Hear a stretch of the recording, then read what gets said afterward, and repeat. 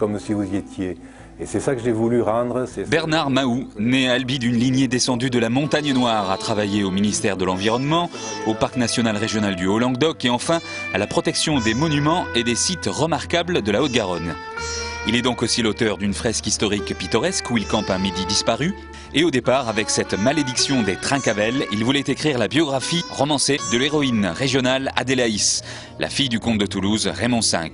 Je l'ai rencontrée, disons, sur le parc régional du Haut-Languedoc, puisqu'il y a un pavillon où elle a habité, où elle avait constitué une cour au XIIe siècle.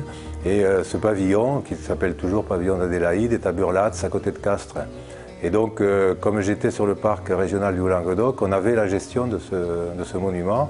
Et c'est comme ça que je me suis intéressé à la belle Adélaïs, qui a été chantée par les troubadours. Et elle a épousé, c'était un mariage diplomatique, elle a épousé le jeune Trincavel, Roger Trincavel, qui était vicomte d'Albi, Carcassonne, Béziers, qui avait une immense principauté. Et donc, de fil en aiguille, j'ai été amené à raconter l'histoire de ce couple qui a eu une vie très agitée. Et ensuite, finalement, je suis arrivé jusqu'à raconter le destin de tout ce lignage des Trincavel qui était devenu aussi puissant que les comtes de Toulouse. C'est pour ça qu'ils se battaient tout le temps, mais qui finalement ont disparu de la mémoire des hommes du jour au lendemain à cause de l'église cathare, qu'ils n'ont pas voulu persécuter et qui a entraîné donc la croisade contre les Albigeois, et ça a été les premières victimes de cette croisade. Au XIIe siècle, on sait très peu de choses sur les personnages. Il y a quelques rumeurs historiques qui sont parvenues jusqu'à nous. Par exemple, Trincavel, Trincavel ça veut dire Trincobel, tranche bien, c'était un guerrier fameux. Et les comtes de Toulouse se faisaient appeler Taillefer, ce qui revient à peu près au même. Adélaïs aussi est connue pour être une fille aux mœurs assez légères et à qui on avait enlevé la garde de son fils parce qu'on considérait qu'elle n'était pas capable de l'élever.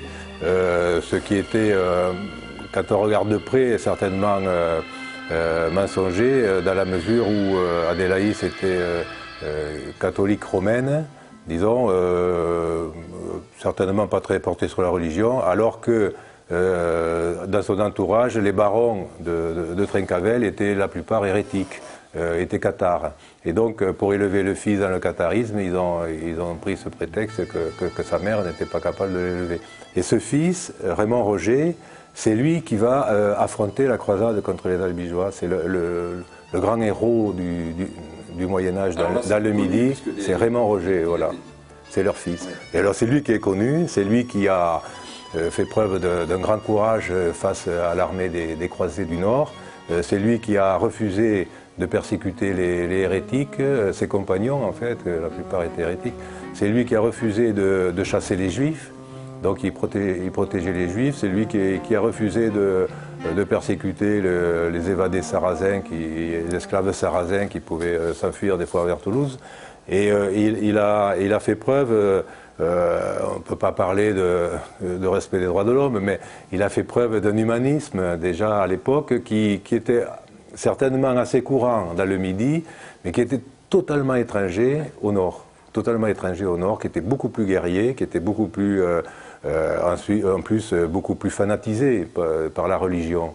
Alors que dans le Midi, bon, on était quand même, c'est vrai, il faut le dire, assez laxiste, quoi. Et donc, j'ai fait une seconde série, et c'est l'histoire de ce fils, Raymond Roger, ça part de sa jeunesse, quoi, et puis jusqu'à son affrontement avec Simon de Montfort et les Croisés. Quels sont vos maîtres dans ce que vous avez entrepris? Pierre Naudin, qui est un auteur qui produit toujours, d'ailleurs, chez le même éditeur, chez Oberon. Mais bon, c'est vrai que c'est Alexandre Dumas, c'est quand même mon maître. Hein.